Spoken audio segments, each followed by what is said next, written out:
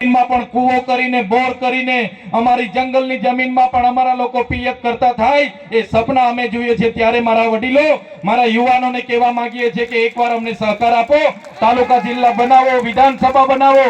આવનારા દિવસોમાં તમારા હકની લડાઈ માટે, તમારી સુવિધાઓ માટે, તમારી સવલતો માટે આમ આદમી પાર્ટી તમારી વચ્ચે છે અને રાત દિવસ અમે એક કરી દઈશું। આ કુદરતની સાક્ષીએ, આ ભગવાનની સાક્ષીએ તમને કહેવા માંગીએ છીએ, બસ એકવાર આમ આદમી પાર્ટીને વિધાનસભામાં અને તાલુકા જિલ્લામાં લઈ આવો, તમારા માટે અમે જી જાન લગાવી દઈશું।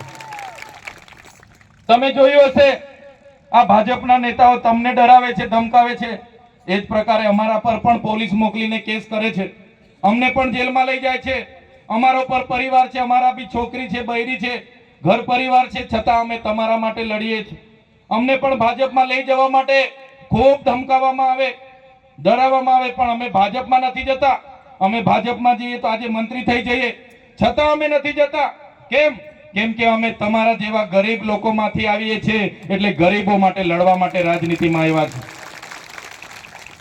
આ લોકો કહે છે કે ચૈતરભાઈ અહીંયા આવે છે, લોકો સ્વયંભૂ ભેગા થાય છે।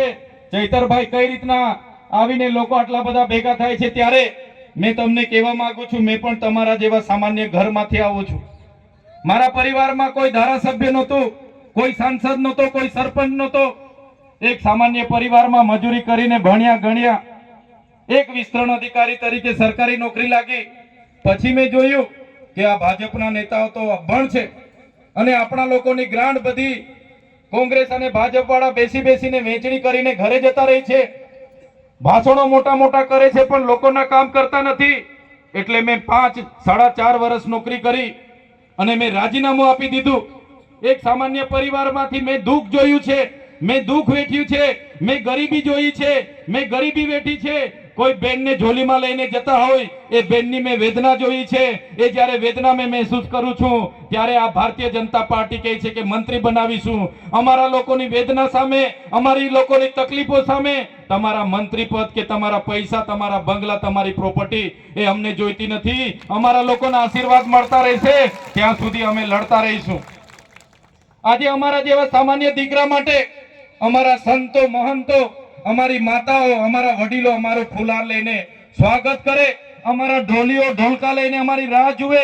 અમે આજે 1 કલાક મોડા આવ્યા છતાં એ જ ઉત્સાહ, એ જ ઉમંગ, એ જ પ્રેમ અને એ જ ભાવ સાથે અમારું સ્વાગત અને સન્માન કર્યું। મારા માટે આ સ્વાગત અને સન્માન, મારા માટે આ તમારા આશીર્વાદ, આ તમારો સહકાર એ કરોડો અબજો રૂપિયા કરતા પણ મારા માટે બહુ મોટી વાત છે।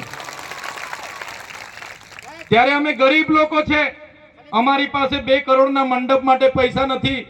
ભાજપના લોકો 7-7 કરોડની બસો મૂકે, 2-2 કરોડના સમોસા ખવડાવે, 2-2 કરોડના ચાના બિલો મૂકે, 2-2 કરોડના ડોમ બનાવે, 2-2 કરોડના સ્ટેજ બનાવે, 5-5 કરોડના સ્ટેજ બનાવે। એટલા પૈસા અમારી પાસે નથી।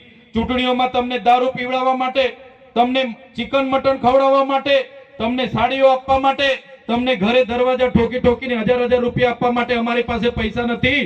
પણ આ મંચ પર બેઠેલા લોકો એવા છે, એકવાર તમે ચૂંટીને લાવશો, તમારા માટે રાતે 12 વાગે પણ પોલીસ સ્ટેશને આવીને ઉભા થઈ જશે।